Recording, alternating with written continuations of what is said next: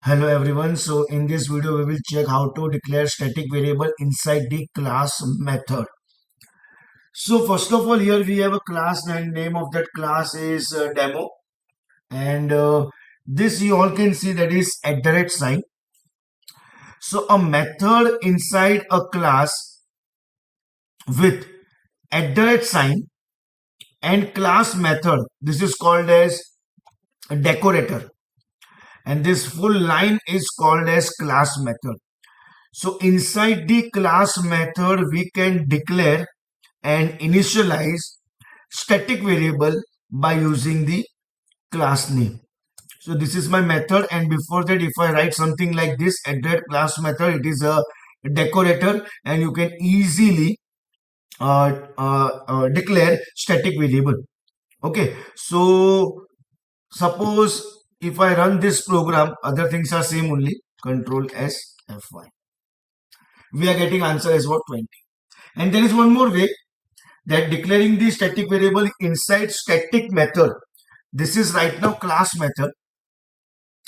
But same way, if I write static method, so if I want to make this method as a static, I have to write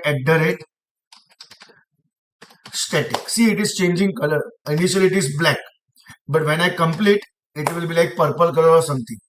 So now this method is static method, and for static method, no parameters. And if you are passing, then you pass while calling also. First we will, and also it is not accepting self also. Control S F5.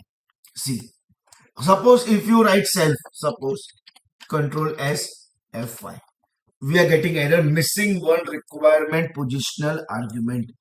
So here if I write 5 by calling dummy, okay, it will call dummy. It will simply copy this 5 into self, and if I write print and if I write self, Control S F5, now we are getting the answer, but because of that passing the parameter while calling this one. So that is all about declaring the static variables using the class method or static method.